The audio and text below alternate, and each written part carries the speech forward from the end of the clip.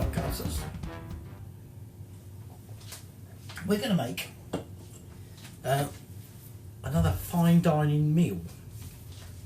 Now, 3 of the things that we're going to have with that meal I've made before. 1 was a very long time ago.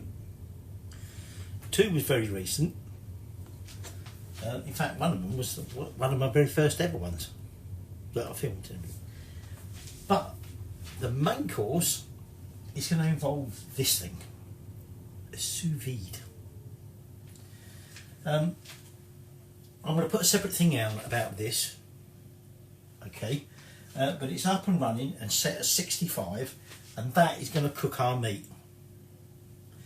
Now, a sous vide can take a long time to cook your meat because you cook at low temperature.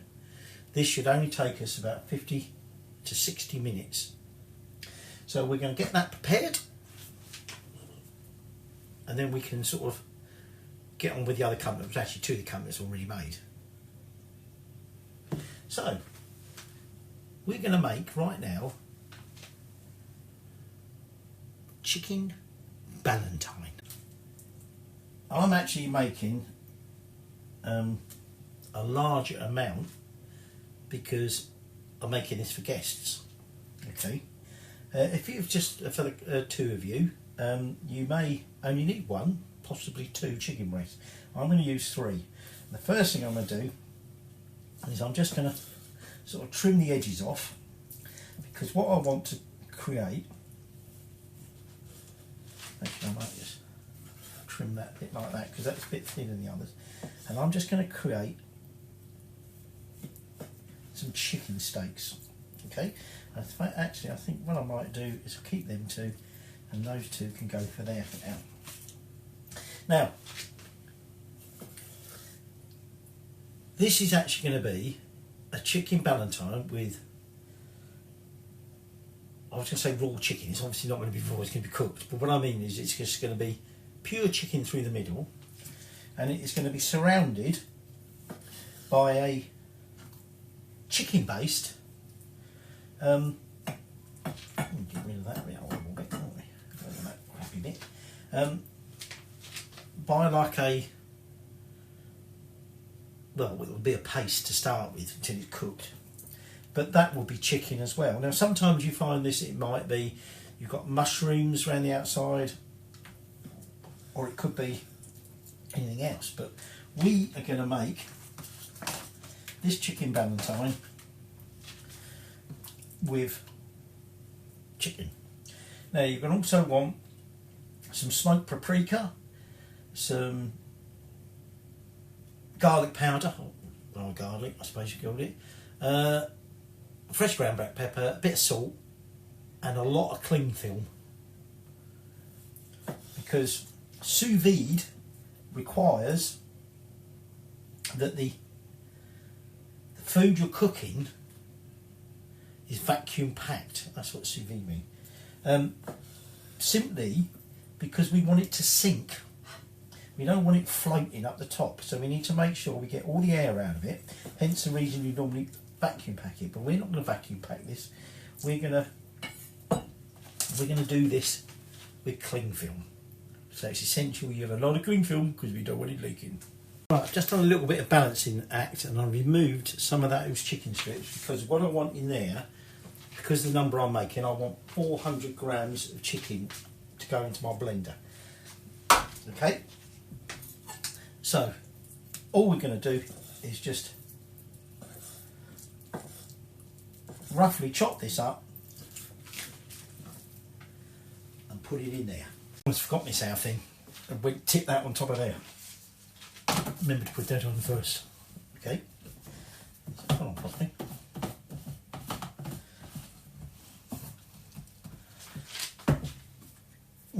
Dirty there. So now we just want to blitz this, and it wants to form quite a thick paste. This has formed a really thick paste. It struggled, and actually I did a little bit more of that double cream. A NutriBullet is probably not the best kind of thing to blend that with, but I'm just going to put that over there because I need plenty of space here. Now I'm going to make 2 ballotines with this. Now I have actually got there my brand new little gadget I bought myself. but I better use this up first. That's my wrap master, because I've got fed up with this bloody cling film being a bastard to tear off. So what I'm going to do, where's my scissors? I'm just going to get 3 strips of cling film, okay, possibly 4. And get my wine out of the way for Ron, not you Ron, you know what I'm talking about, for me Ron, that one. And we're just going to lay out several layers overlapping cling film, because like I say, we're going to wrap the Ballotine up in this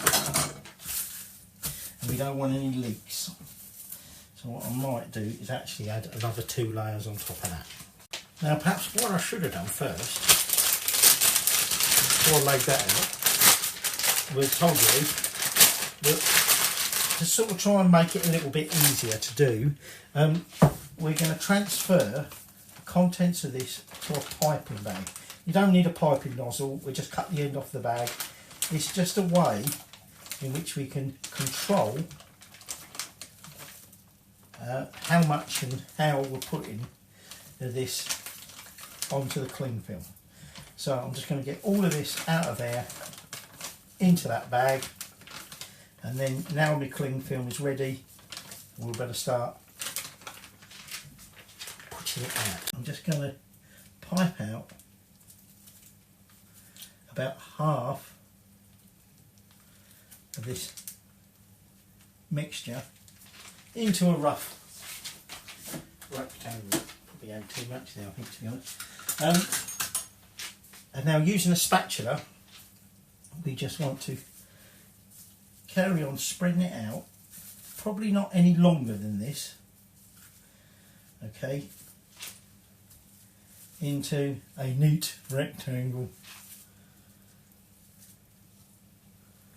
And this is going to form the outside of our, don't go in there you little shite, that's going to form the outside of our rolled chicken. Now before we put our chicken in there, we just want to season it, so I'm just going to add a little bit of salt and pepper, and what I will be doing is sort of massaging it as such.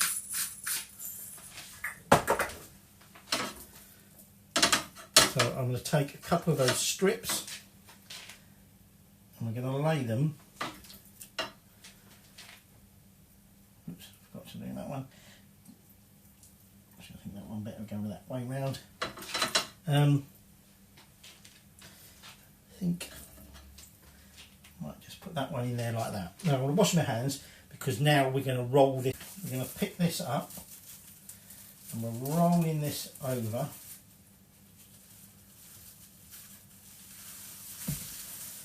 And then we're just going to roll it all up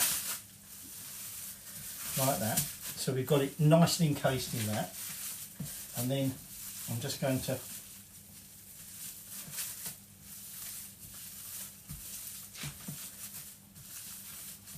roll that, and then we just want to tie that off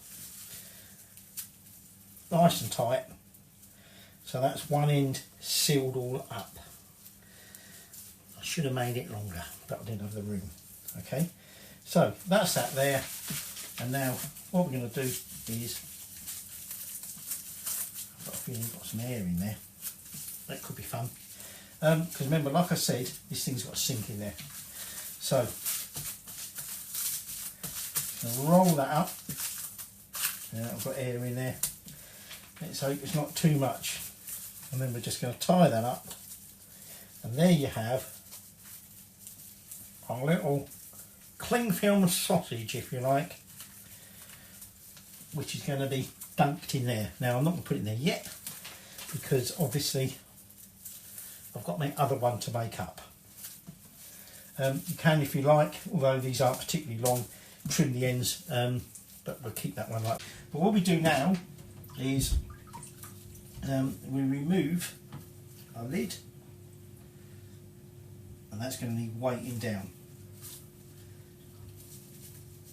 I'm going to have to add some weight because we need them fully submersed, and then they're going to cook in there for about 50 to 60 minutes. Right, so I've removed one of my chicken ballotines, the thinner one, and I'm just sort of drying it off a little bit.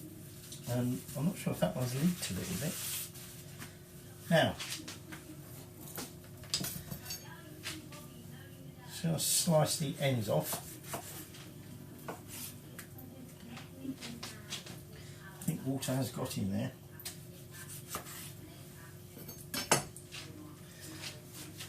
There we go, we can see our chicken there. It certainly don't look pink. And now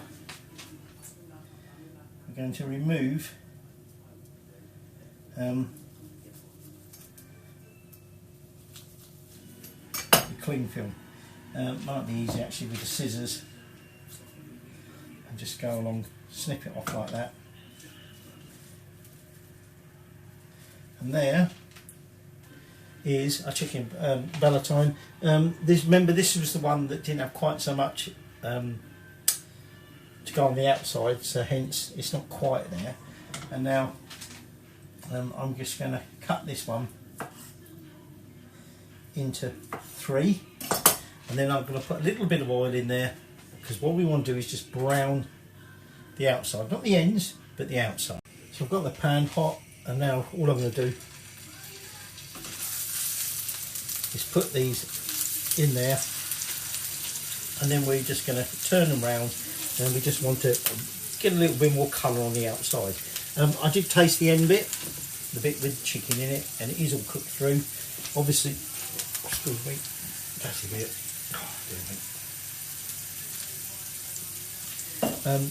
We obviously do want to make sure obviously it cooks through.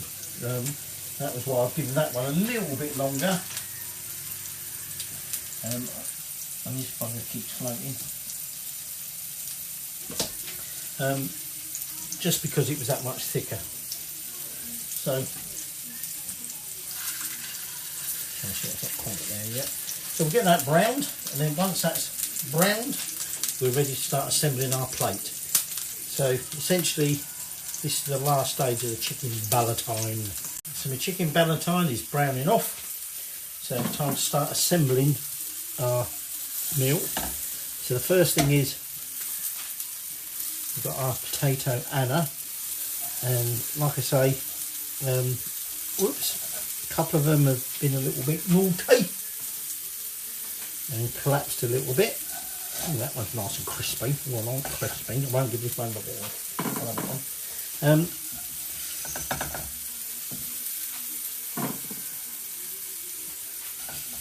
That's my potato Anna. And then I've got my courgette green sauce. Now, you could try and be clever. We ain't. But I'm just going to, well, bugger didn't pour quite like I thought it was going to be. I was trying to do one of those artistic little sort of smears around, but it sort of dribbled. And then we want some, just give it a little bit of a zing, some pickled cucumbers.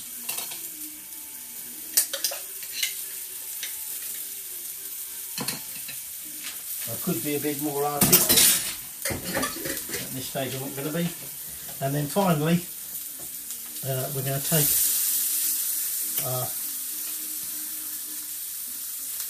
chicken ballotine and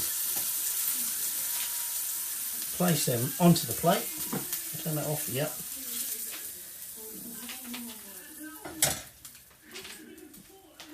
And I'm going to end up with the next one. So, there is our finished chicken ballotine, which is part of a meal with a courgette or green sauce, potatoes Anna, courtesy of the Titanic, and some pickled cucumber. That's the wife's plate. So, let me just try this. So the pickled cucumber should taste exactly like it did before, although this did marinate longer. Yeah, that's a bit more tangy than last time. The sauce, just like before. Potato ran up. Been a while since I had this.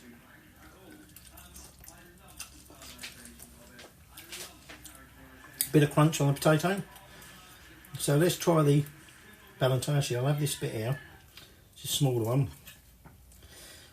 So you can see there the chicken in the middle, surrounded by the smoked paprika chicken paste.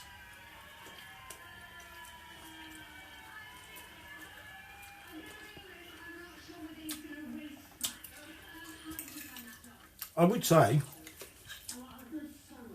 I think in hindsight, might want to add a bit more paprika. You don't get an awful lot of the paprika coming through. Right.